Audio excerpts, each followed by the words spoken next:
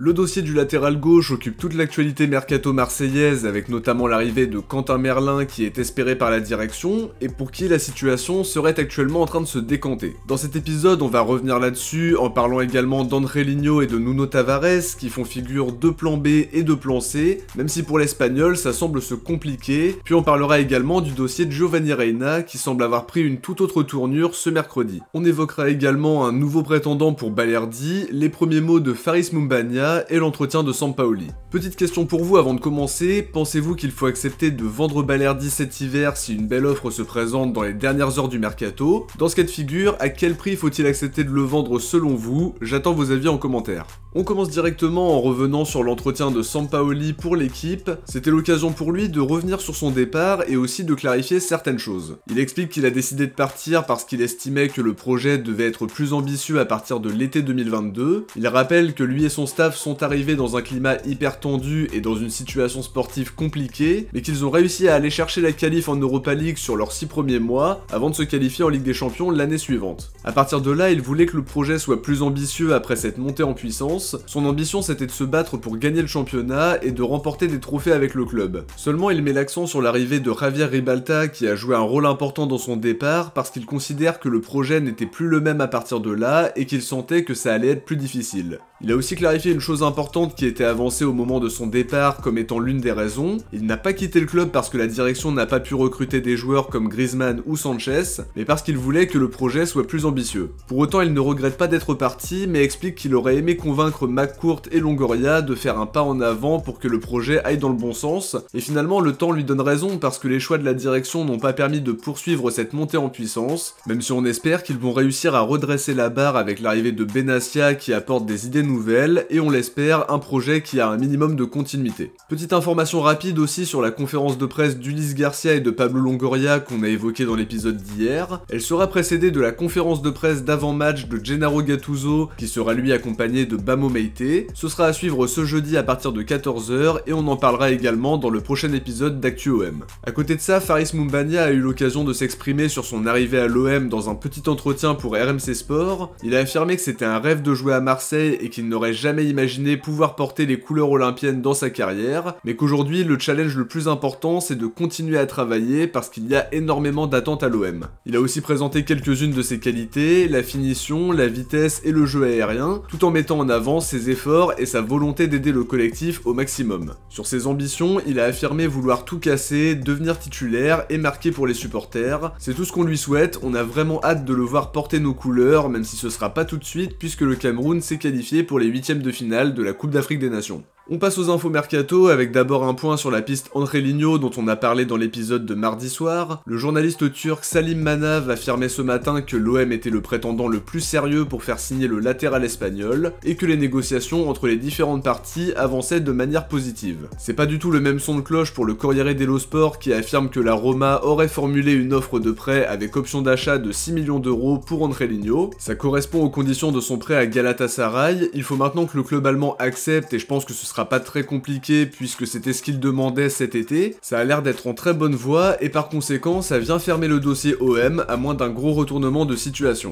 Dans le sens des départs maintenant, le journaliste espagnol Marco Benito a expliqué au micro d'El Chiringuito que l'Atlético Madrid était très intéressé par Leonardo Balerdi. Il parle d'une prise d'information pour mieux connaître le profil du joueur, à voir maintenant s'ils vont faire une approche officielle sur les derniers jours du mercato, mais si c'est le cas, faudra être très exigeant du côté de la direction parce qu'il fait vraiment une belle saison. C'est un joueur qui a une belle cote sur le marché, même si Transfer Market l'évalue autour de 10 millions d'euros, j'ai quand même l'impression que c'est bien sous-évalué sur leur site. On sait aussi que ce sera difficile de le remplacer sur les jours qu'il reste, et je pense qu'il faut essayer d'en tirer le maximum possible s'ils viennent à négocier. À mon sens, son départ est plutôt programmé pour l'été prochain puisqu'il aura 2 ans de contrat. Ça a été la même histoire pour Guendouzi et Under par exemple. C'est la stratégie de Longoria pour essayer de faire des ventes intéressantes, mais pour revenir à Balerdi, s'il est approché cet hiver, il faudra essayer d'en tirer tirer une belle somme, parce qu'une vingtaine de millions d'euros ça reste important, mais dans la période actuelle et avec ce qu'il a montré sur les 6 derniers mois, je pense qu'on peut en tirer davantage. Je pense que ça n'enchante pas la direction de se séparer d'un des joueurs les plus réguliers de la saison, ça m'enchante pas non plus de le perdre au mercato d'hiver à vrai dire, et si ça doit se faire, il faut récupérer un très beau montant.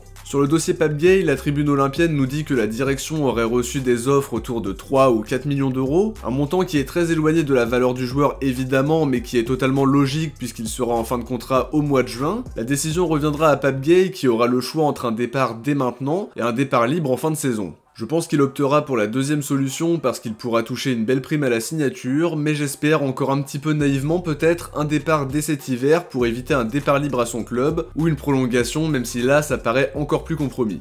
Maintenant sur le dossier du latéral gauche, on expliquait dans l'épisode de mardi soir que Quentin Merlin était devenu la piste prioritaire en lieu et place de celle qui menait à Adrien Truffert. Merlin a déjà un accord contractuel avec l'OM et apparemment les deux clubs sont d'accord pour un transfert de 12 millions d'euros, mais ce qui bloque actuellement c'est que Nantes lui cherche un remplaçant et que l'OM ne compte pas vraiment s'éterniser dans ce dossier-là si ça doit encore traîner. Ouest France précisait hier soir que le joueur voulait absolument signer à Marseille et qu'un transfert avorté serait très compliqué à encaisser. C'est un élément à prendre en compte pour la direction nantaise parce que s'il ne vient pas alors que c'est quasiment bouclé, ça va avoir des répercussions sur sa fin de saison avec Nantes, notamment s'il a une grosse baisse de morale. En tout cas en début d'après-midi, il y a une information qui a relancé l'optimisme. Mohamed Toubachter et Foot Mercato évoquent un accord entre Nantes et Lens pour Massadio Haidara. Pour autant il manque l'accord avec le joueur, mais c'est un élément important à prendre en compte parce que ça débloquerait la venue de Quentin Merlin. Le compte Le Petit OM va encore plus loin en affirmant que la visite médicale était même prévue pour ce jeudi, et si elle se passait bien, il pourrait être présent dans le groupe pour le match face à Monaco. Le Petit OM parle d'un transfert de 12 millions d'euros bonus inclus pour Quentin Merlin, ça correspond à ce qu'on avait entendu dans la journée d'hier. D'après lui, c'est la détermination du joueur qui a permis au dossier de se décanter, alors que Nantes n'était pas forcément vendeur à la base. Comme toujours, on va attendre l'officialisation pour en être certain, mais d'après l'info du Petit OM et également celle de Sébastien Denis de Foot Mercato, apparemment ça sent plutôt bon pour l'arrivée de Quentin Merlin à l'OM, et l'arrivée de Massadio Haidara à Nantes n'y est pas étrangère du tout. Concernant Nuno Tavares qui fait figure de plan B dans notre quête du latéral gauche titulaire, l'équipe et la Minute OM s'accordaient à dire ce matin que Tavares était la nouvelle piste prioritaire par rapport à l'arrivée de Merlin qui traîne en longueur. Seulement comme on vient de le dire, l'information sur l'arrivée potentielle d'Haidara change la donne puisque ça pourrait débloquer la venue de Quentin Merlin, et dans ce cas-là on imagine que Tavares sera logiquement relégué dans la shortlist. Pour autant les différentes infos qu'on a pu avoir sur Tavares montrent bien que son retour est clairement envisagé, même s'il y a très certainement la volonté de mettre la pression sur Nantes. En tout cas, Mohamed Toubachter précise que Mehdi Benassia travaille très bien, qu'il est très réactif en travaillant sur plusieurs pistes. C'est une information qui fait plaisir et qui rassure un peu dans cette fin de mercato qui s'annonce agitée. La dernière information de cette vidéo est vraiment très intéressante. Le journaliste italien Gianluca Di Marzio, qui est réputé pour sa fiabilité, parlait ce midi de négociations avancées entre l'OM et Dortmund pour Giovanni Reina. D'après lui, le joueur était de plus en plus proche de Marseille, une information confirmée par l'équipe en début d'après-midi. Ils vont encore plus loin en affirmant qu'il y aurait un accord de principe entre les deux clubs pour un prêt avec option d'achat du milieu offensif américain. Seulement l'OM doit faire face à la concurrence de clubs anglais qui eux aussi ont trouvé un accord avec Dortmund, mais l'information à retenir c'est que Giovanni Reina est tenté par la perspective de jouer à Marseille. Ça n'empêche qu'il faudra être persuasif parce qu'il aurait plusieurs prétendants, avec des projets qui peuvent l'intéresser davantage que le nôtre. Fabrice Hawkins de RMC affirme qu'un accord est proche entre toutes les parties pour un montant qui n'a pas été dévoilé, seulement il ajoute que l'OM devrait vendre un joueur offensif avant de le faire signer pour des questions d'effectifs, et forcément par rapport à des questions de masse salariale, puisque pour rappel, elle est actuellement encadrée par les DNCG. On pense tout de suite au départ de Luis Enrique qui est évoqué depuis le début du mercato, avec des négociations qui se sont intensifiées avec l'Atlético Mineiro, et du côté de la tribune olympienne, il confirme que c'est quasiment fait pour son retour au Brésil.